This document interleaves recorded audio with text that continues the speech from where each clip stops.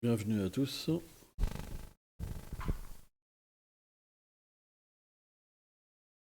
Nous allons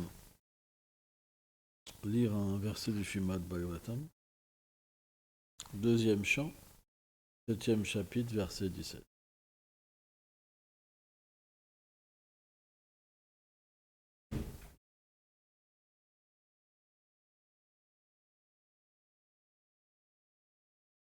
Om Namo Bhagavate Vasudevaya.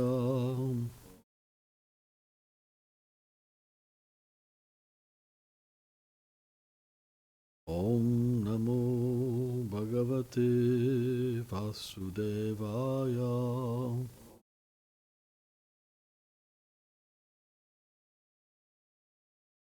Om Namo Bhagavate Vasudevaya.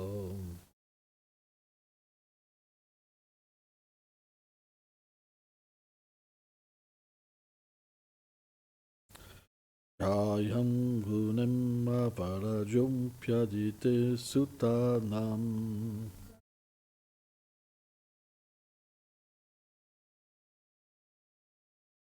Lokam vishakramaimam yabatam diyagyam.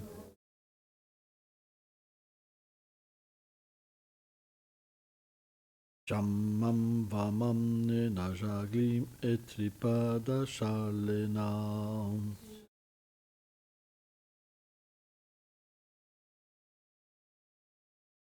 Yaksham netim patichalam prabhuyo nacharyam.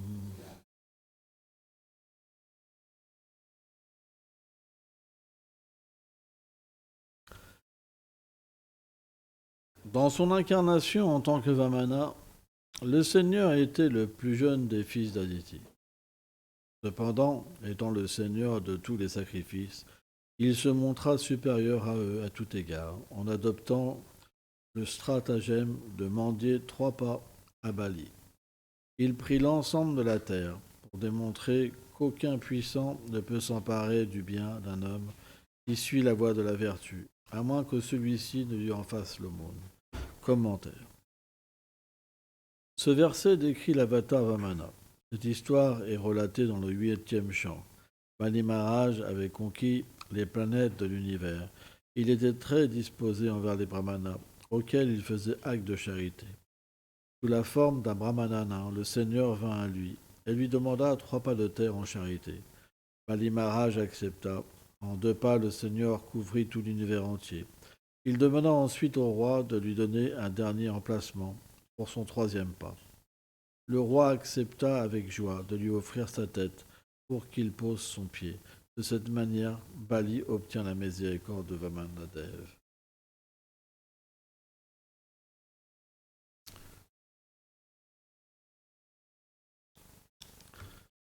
Om Agana Timilandasya Kyanam Sharam Shalakayo Shakshurmiritam Jena Tashme Shigulave Namaha. Namam Vishnu Padaya Krishna Prestaya Bhuttade Srimate Bhaktivedanta Swami Niti Namine. Namaste Sarasvati Deve Gaulavani Pracharine Nirveshesha Sunyavadi Prachatya Deshatarine Vanchakalpam Talubhyacha Kripa Sindhu Bhyahevacha Patitanam Pavanebhyo Vaishnavebhyo Namo Namaha.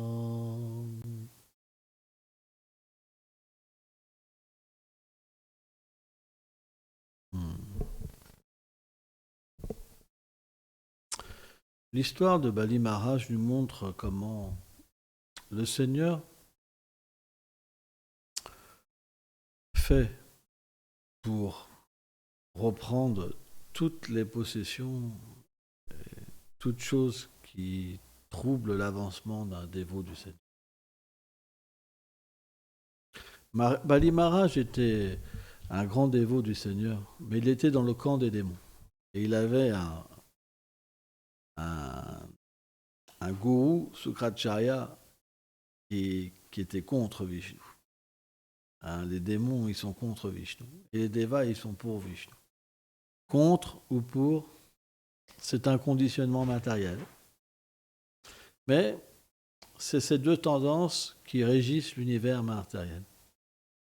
Krishna dit à Arjuna, parce que tu naquis avec des bonnes qualités, alors tu es bien situé. Donc la nature divine, elle est quand même importante.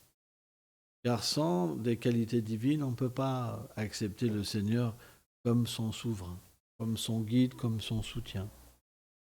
Et on va naturellement plutôt passer notre instinct comme notre gourou.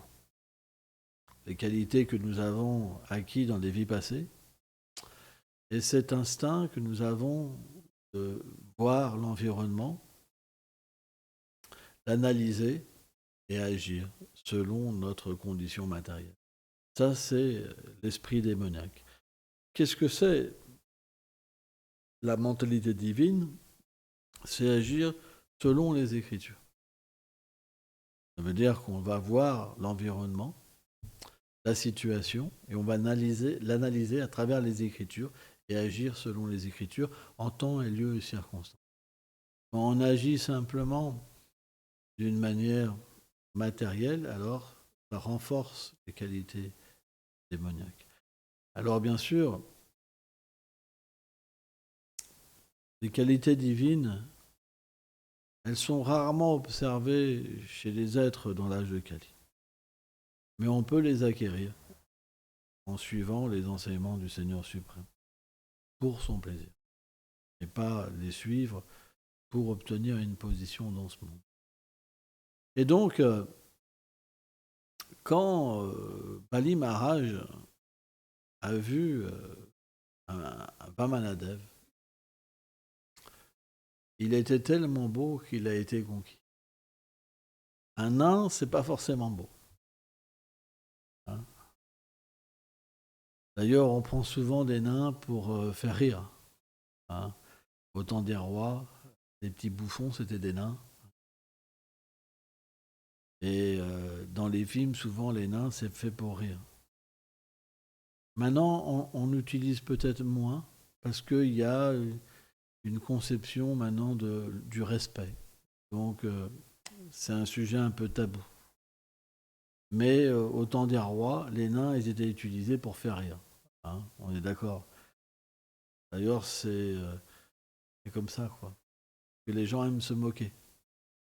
Quand quelqu'un n'est pas comme tout le monde, on se moque de lui. Par exemple, si on prend le cas de Goravani, il va au lycée avec une sika, les élèves vont se moquer de lui, parce qu'il n'est pas comme tout le monde. Dès que vous avez quelque chose qui n'est pas comme tout le monde, alors on va se moquer de vous. C'est la nature des êtres vivants. Dans le monde transcendantal, il y a aussi le rire. Il y a aussi cette moquerie. Ça existe. Hein. On voit dans le Sakyaras, il y a beaucoup le fait comment on pourrait dire, de se moquer.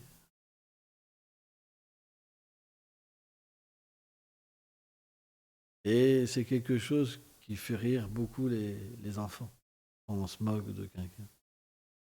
Mais dans le monde transcendantal, tout est fait pour le plaisir de Krishna.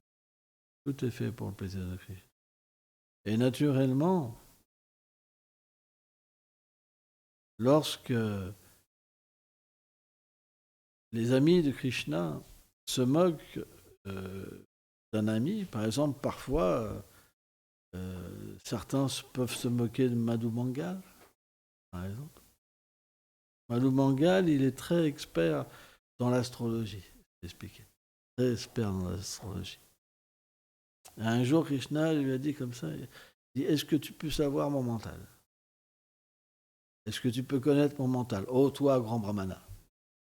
Et Madhu Mangal, il a regardé le ciel, différentes choses. Il a dit, oui, je peux par mon grand savoir, car je suis omniscient.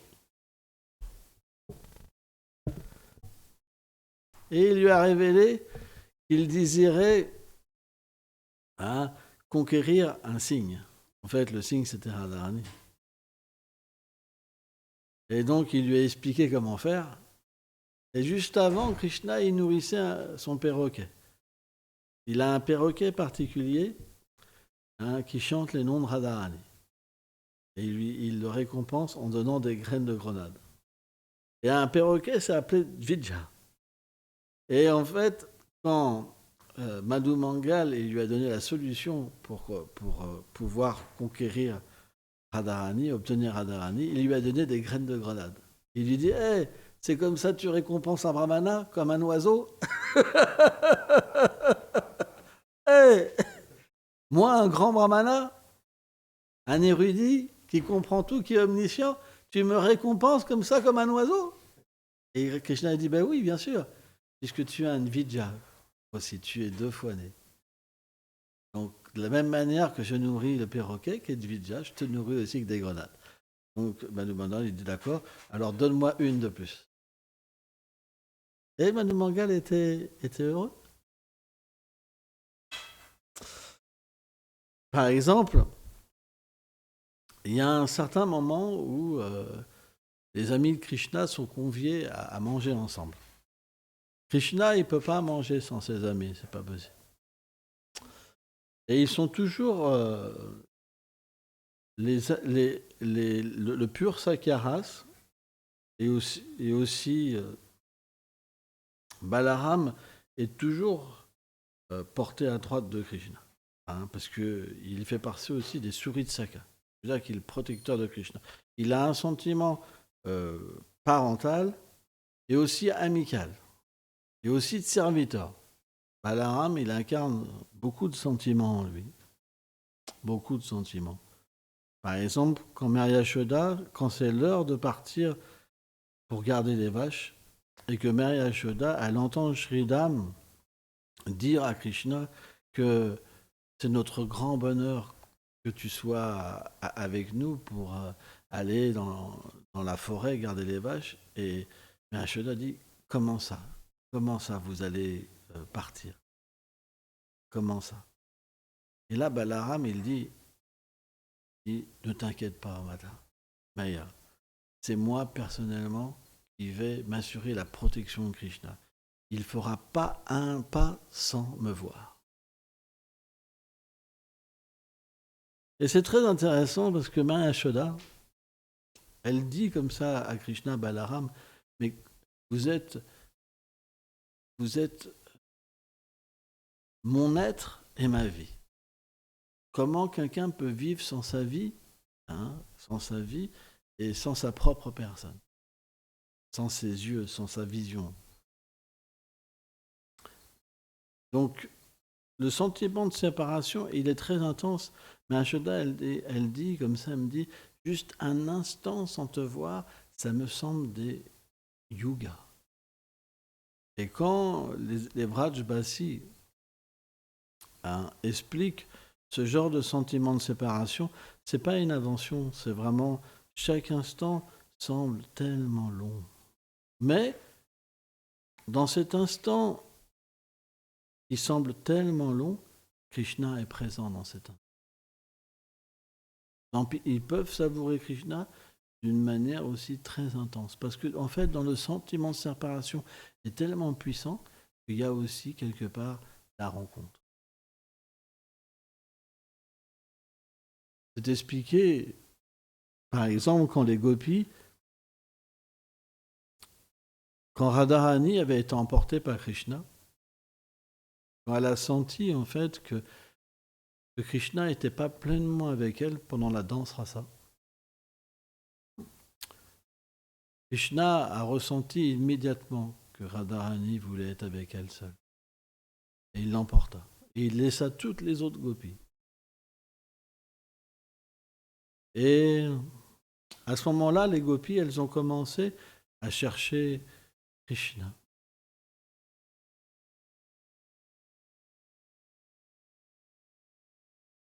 Dans la forêt. Et c'est des sentiments très intenses. Très, très intenses. Elles avaient des sentiments où elles étaient tellement absorbées en Krishna qu'elles se prenaient pour... Elles devenaient Krishna.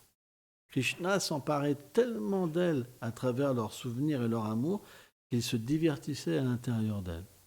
Et là, c'est expliqué, les acharyas, comme Srila Vishwanath Chakravarti Thakur, comme Sanatana Goswami, expliquent qu'à ce moment-là, il n'y avait pas de séparation.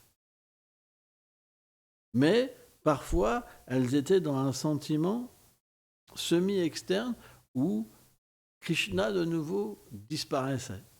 Et alors elles se plongeaient dans la lamentation. Et elles pouvaient alors parler à tous les êtres qu'elles rencontraient.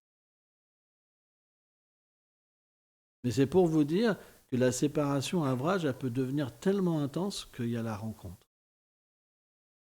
Mais en même temps, tout le monde existe pour le plaisir de Krishna. Tout le monde a le même sentiment. J'existe pour le plaisir de Krishna. Je suis prêt à mourir des millions de fois juste pour que Krishna soit heureux un instant.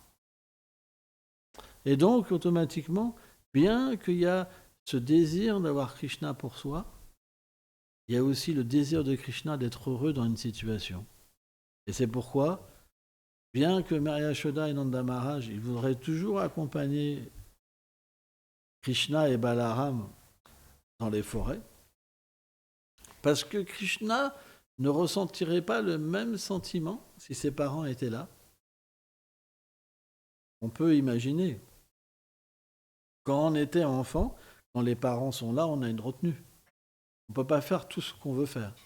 Par contre, quand les parents ne sont pas là, on peut faire tout ce qu'on veut. Et bien de la même manière, Nanda Maharaj, Mary Yashoda savent ça dans leur cœur. Ils pourraient très bien accompagner Krishna et Balaram. C'est les rois et les reines de Vraj. Ils pourraient faire ce qu'ils veulent. Mais ils demeurent à Nandagram pour que leur enfant puisse simplement s'absorber dans des jeux. Et dans ces jeux-là, naturellement, il y a plein de jeux dans le monde transcendantal. Plein de jeux.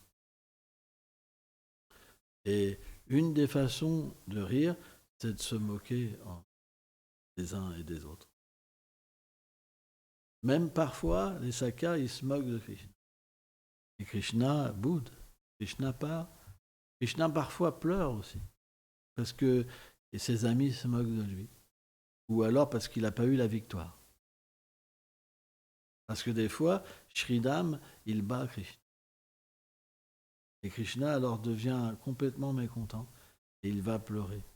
Et quand Krishna pleure, c'est tellement doux et fondant que tous, en fait, ils quittent quelque part leur rire, leur fierté d'amitié, leur querelle, pour se fondre, en fait, dans le chagrin de Krishna. On voit, par exemple, quand toutes les gopis se lamentaient pour retrouver Krishna, quand Krishna a délaissé Srimati Radharani parce qu'elle s'est accusée elle-même d'avoir Krishna pour elle seule et pas de le partager, à ce moment-là, quand Krishna a senti ce sentiment de Radharani, il a disparu, mystiquement.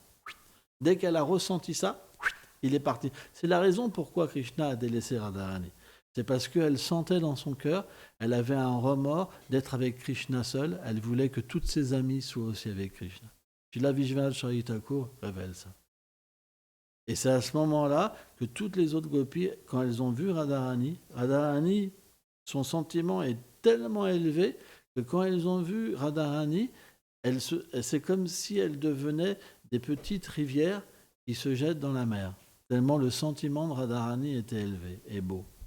Elles sont devenues compassionnées, bien qu'elles étaient dans un sentiment tellement élevé avant, tellement élevées que Krishna s'était emparé d'elles. Quand elles ont vu la lamentation de Radharani, elles sont devenues comme des rivières qui ont rencontré l'océan. Vous vous rendez compte? Et là, elles ont abandonné leur propre lamentation pour venir en secours à Srimati Radharani. Vous vous rendez compte? C'est pourquoi Radharani il a pu cher à Krishna.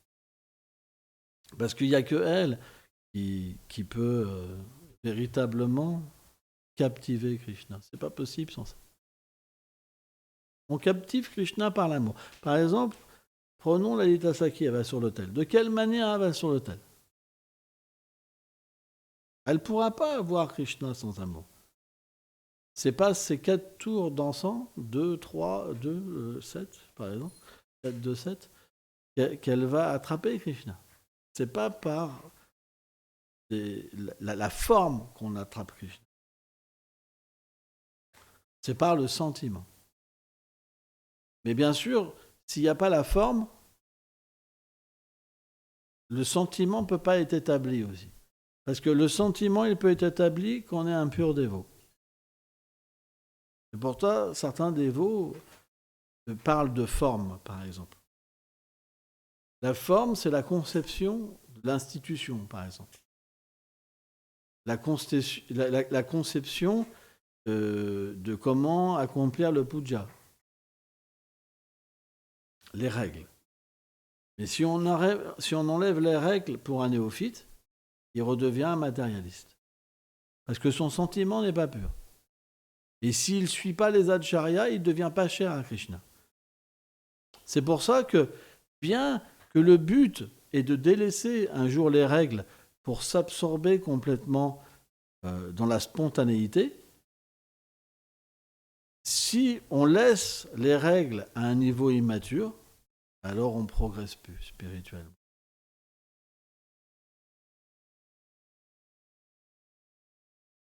Aucun acharya n'a mentionné d'abandonner les règles. Aucun. C'est pourquoi, bien que la conception pleine de l'amour de Dieu est sans règles et spontanée, ça c'est pour les êtres qui sont dans la transcendance, qui ont un corps spirituel.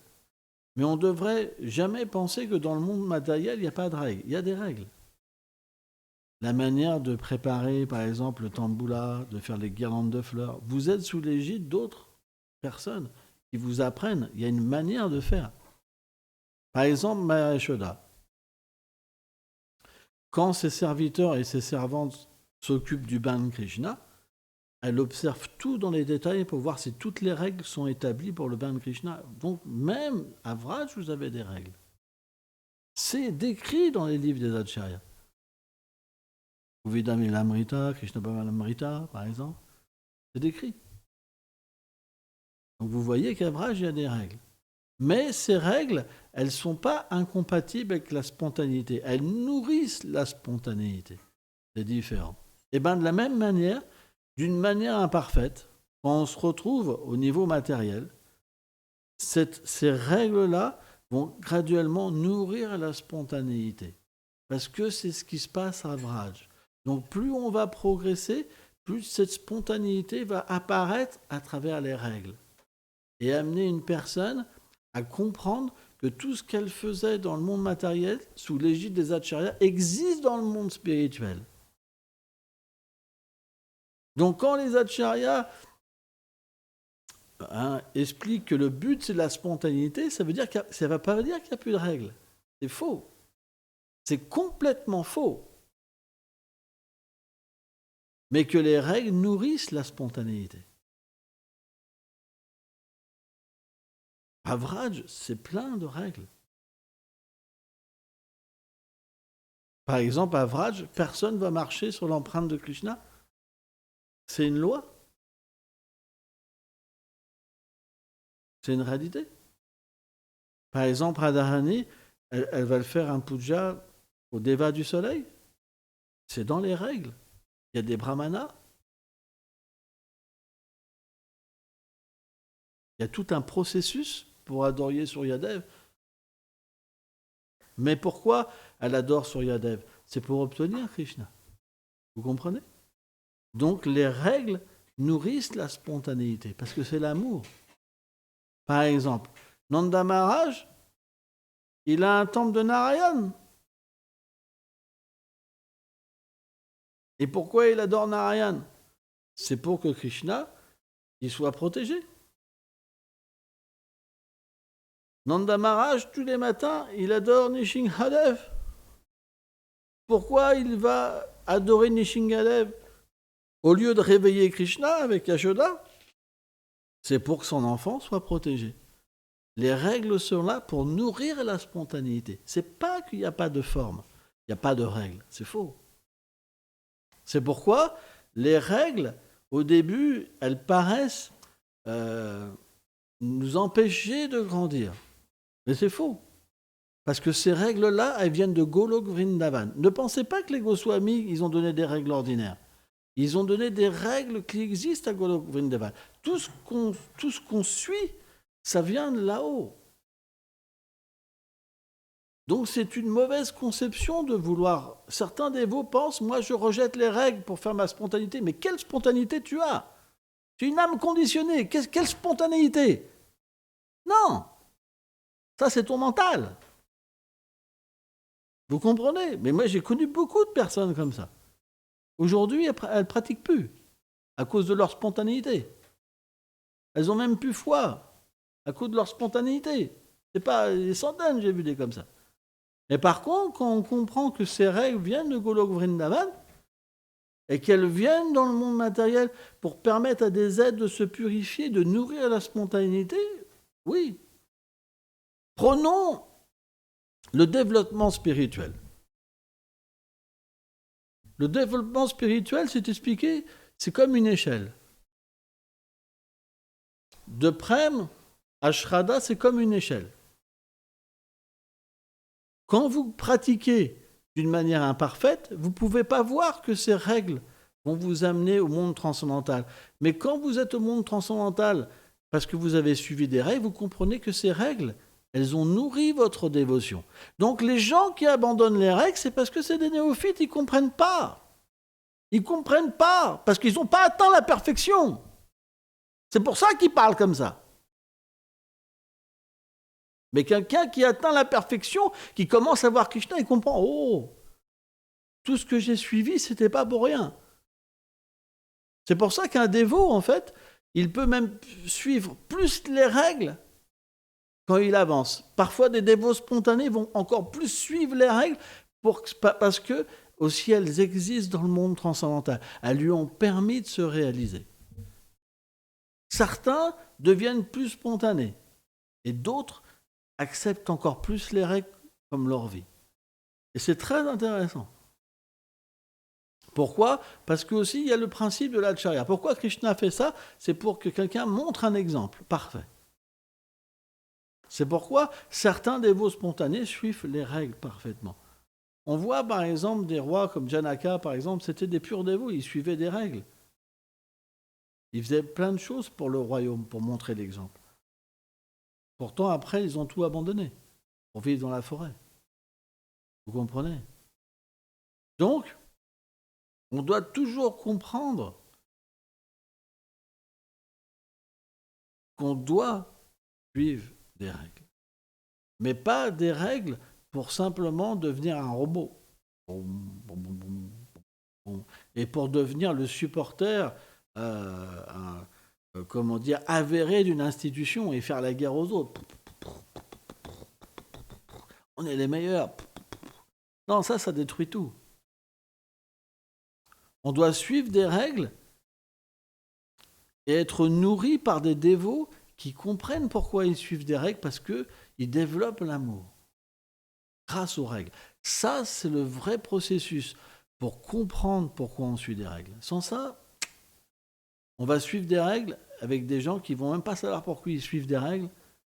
C'est comme des fanatiques, tu vois. Ils se bourrent le crâne de trucs, ils sont malheureux avec ça, ils ne progressent pas parce qu'ils font tellement d'offenses à cause de conception. C'est pourquoi notre association, elle est très importante. Vous prenez la même personne dans un groupe et vous prenez la même personne dans un autre groupe. Vous allez voir, ce n'est pas la même mentalité qu'il va développer. Quelqu'un, s'il a pratiqué des vies d'avant, il ne pourra pas être contaminé. Parce qu'il était déjà dans la spontanéité. C'était déjà un pur dévot. Mais quelqu'un qui est néophyte, s'il est associé d'une mauvaise manière, alors il peut devenir terrible. Et s'il est associé d'une bonne manière, il peut atteindre le succès. Mais dans aucun cas, on délaisse la façon que nos acharyas nous ont enseigné de pratiquer. Jamais. Par exemple, un sannyasi, il y a tant de morceaux de tissu dans son vêtement. Il ne doit pas abandonner ça.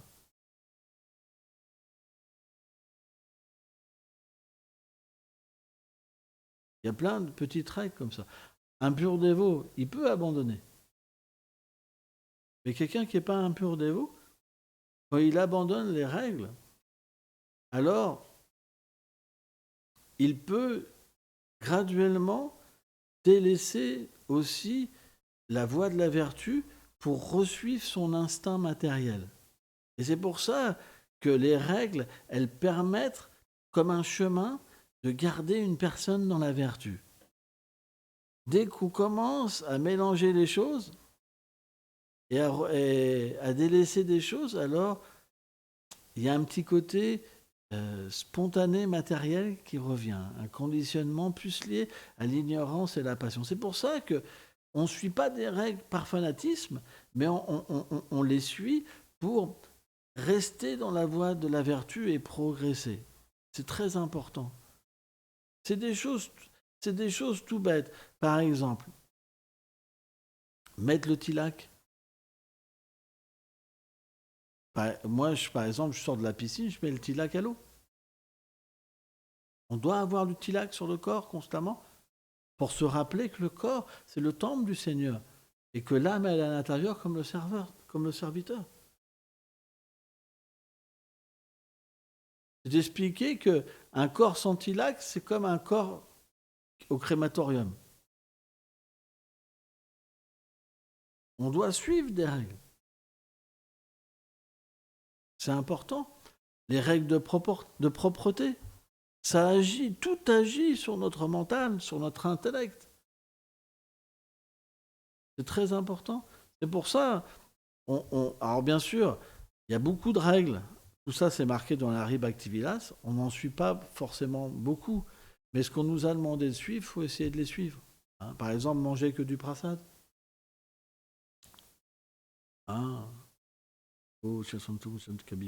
Krishna explique dans la Bhagavad Gita, ceux qui mangent la nourriture qui n'a pas été offerte, ils mangent du péché. Par exemple. Parce que lorsqu'on prend un être vivant pour se nourrir et qu'on ne l'offre pas, on crée, on casse son cycle de la réincarnation.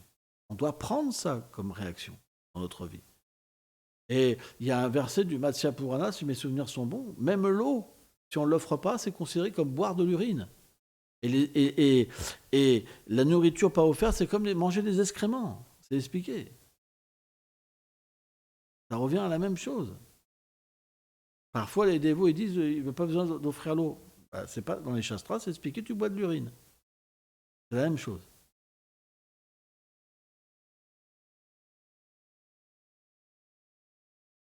C'est pour ça qu'on doit offrir l'eau. C'est important. On va s'arrêter là. Mais le point, c'est qu'on ne délaisse pas des règles juste parce que notre mental nous fait croire qu'on est spontané. Spontané de quoi? La spontanéité, c'est Avraj, quand on a un corps spirituel. Tant qu'on n'est pas à ce niveau-là, on doit suivre des règles pour devenir spontané. Les règles vont nourrir la spontanéité, nous amener un jour à Golok Vrindavan.